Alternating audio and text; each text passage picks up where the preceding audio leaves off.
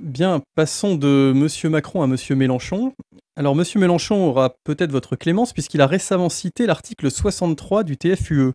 Qu'en avez-vous pensé? Oui, j'ai vu que M. Mélenchon n'a pas cité uniquement l'article 63. Il s'est mis, c'était à Lille il y a quelques jours, il a fait une réunion publique avec des adhérents de la France insoumise. Et en fait, il a fait, lâchons le mot, puisque tout le monde l'a dit sur les réseaux sociaux, il a fait du Asselineau. Voilà. C'est-à-dire qu'il a fait un copier-coller de ce que je disais lors de l'élection présidentielle il y a un an, en citant les articles des traités. Et M. Moscovici, en effet, que dit-il? Il n'y a pas de paradis fiscaux en Europe, fermez le bord, au revoir, messieurs, dames, c'est fermé. Et oui, en effet, on le comprend, parce que le règlement européen, les traités européens, dont nous ne cessons de dire qu'ils sont un carcan, qui empêchent cette Europe des peuples et cette jonction des peuples, pas seulement d'ailleurs européens, à laquelle nous aspirons, eh bien, ces traités prévoient de manière extrêmement explicite qu'il n'y aura aucune lutte d'aucune sorte contre la fraude fiscale. Au contraire, vous allez voir qu'elle va être encouragée. En tout cas, j'ai cherché des articles et j'ai demandé, j'ai dit j'en ai marre de dire que c'est dans les articles, et comme je ne dis pas de numéro, on croit que c'est pas vrai. Eh bien si, c'est vrai. Alors, les articles 113, 114 et 115 du traité de fonctionnement de l'Union européenne limitent les possibilités d'harmonisation fiscale aux objectifs exclusifs de supprimer les obstacles à la concurrence. Vous avez compris? Que pour ça. Mais il requiert l'unanimité pour toute initiative européenne sur la fiscalité directe. L'unanimité. Il faut que tout le monde soit d'accord pour qu'une règle puisse s'établir et s'appliquer. Sinon, non. Alors, à l'article 63 du traité de fonctionnement de l'Union européenne, il est dit « Toutes les restrictions au mouvement de capitaux entre les États membres et entre les États membres et les pays tiers, c'est-à-dire tout le reste du monde, sont interdites. Toute limitation de la libre circulation de ces capitaux est interdite par l'article 63 du traité de fonctionnement de l'Union européenne. Alors arrêtez de venir me saouler à intervalles réguliers, à me parler des miracles de cette Union européenne qui permettrait enfin de faire face à ceci, faire face à cela, etc. Non! Les traités de fonctionnement de l'Union européenne sont le moyen par lequel les peuples sont mis en prison dans un carcan de règles qui les empêchent de déterminer librement ce qu'ils peuvent et veulent faire. Au bout du compte, il n'est possible d'introduire des mesures exceptionnelles de restriction pour les mouvements de capitaux entre les États membres et les pays tiers qu'à la condition de l'unanimité. Autrement dit, il faut avoir l'accord du Luxembourg, de l'Irlande, de Malte, des Pays-Bas pour pouvoir lutter contre les paradis fiscaux qui sont eux-mêmes. Voilà. À peine aurais-je bouclé la phrase et on me dira en faisant les gros yeux « Alors, vous voulez quitter l'Europe, l'euro, tout ?» Enfin, vous en allez vous replier sur vous-même, que sais-je encore. Peut-être même aller adhérer à l'ALBA. Avec le Venezuela. Finalement, je suis assez flatté d'une certaine façon. Ça prouve que lorsque M. Philippot me copie, maintenant c'est M. Mélenchon qui me copie, si tout le monde commence à me copier, c'est forcément que j'avais raison quelque part. Et que depuis 11 ans et demi, je dis la vérité aux Français. Et comme notre mouvement ne cesse de se développer, et on en a eu un parfait exemple avec l'université, je comprends qu'un certain nombre de forces politiques essayent progressivement de s'approprier certaines de mes idées. Pourquoi pas? Je prouve même plutôt bien que M. Mélenchon commence à faire de l'éducation populaire et qu'il commence à expliquer à ses troupes qu'il y a en effet des articles des traités européens, comme l'article 63 en effet, qui interdit toute réglementation aux échanges de mouvements de capitaux avec les États membres et avec les États tiers. Ça fait des années que je l'explique. M. Mélenchon l'a expliqué pratiquement en reprenant même les mêmes intonations de voix que moi. C'est-à-dire que je dois occuper ses pensées, je ne sais pas. Hein, peut-être que de temps en temps, il regarde mes vidéos, c'est possible. Ce serait d'ailleurs très bien. Donc tout ça, elle serait très bien, sauf que M. Mélenchon a oublié de citer 2 articles. Le premier, c'est l'article 48 du traité de l'Union européenne qui impose l'unanimité des États membres pour modifier les traités.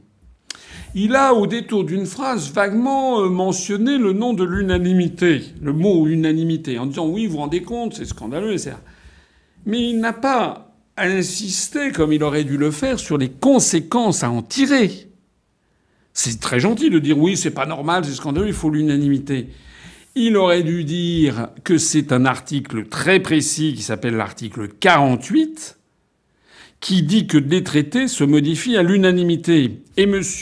Mélenchon aurait dû, dans la foulée, puisqu'il me copie, qu'il me copie en entier, il aurait dû, dans la foulée, expliquer que le Luxembourg, Malte, un certain nombre de pays scandinaves et d'Europe de l'Est jamais n'accepteront de modifier l'article 63. Et donc il aurait dû en tirer la conséquence, c'est-à-dire que on est dans ce système et que l'on ne pourra jamais en changer. Le deuxième article qu'il n'a pas commenté, qu'il n'a pas expliqué, c'est l'article 50 du traité de l'Union européenne qui précise qu'un État peut sortir de l'Union européenne en mettant en œuvre l'article 50. Voilà, c'est tout simplement ça. Monsieur Mélenchon, on n'en parle jamais. Il dit tout le contraire. Il dit qu'il va changer d'Europe. Il dit qu'il ne faut surtout pas sortir de l'Union européenne et de l'euro. Donc que propose monsieur Mélenchon ? En réalité, monsieur Mélenchon est face à un vrai problème. Le vrai problème, c'est que l'UPR a raison. Le vrai problème, c'est que beaucoup de troupes, d'adhérents, de sympathisants de France Insoumise connaissent nos analyses, y ont réfléchi et se sont rendus compte que nous disions la vérité. Et donc M. Mélenchon voit avec beaucoup d'inquiétude le flot grandissant d'anciens adhérents de France Insoumise qui sont en train de rejoindre l'UPR. Il ne sait plus quoi faire. Parce qu'il y a autour de lui des gens qui lui disent « Mais quand même, les articles et les traités, vous n'en parlez jamais ». Donc M. Mélenchon est obligé de céder des pans entiers et de se rapprocher. Je m'en réjouis. Je m'en réjouis. Mais il y a encore un gros effort, M. Mélenchon, à faire. Le premier gros effort, c'est d'expliquer que puisque les traités se changent à l'unanimité, il est absurde de proposer, comme vous le faites depuis des années, de changer l'Europe, puisque ça n'arrivera jamais. Il faut donc que vous arrêtiez avec votre histoire de plan A, plan B, etc. Il faut que vous disiez, comme je le dis, mes chers compatriotes, l'Union européenne, elle est comme ça parce qu'elle ne peut pas être autrement, parce qu'elle est le résultat fatal depuis des décennies de confrontation d'intérêts nationaux divergents.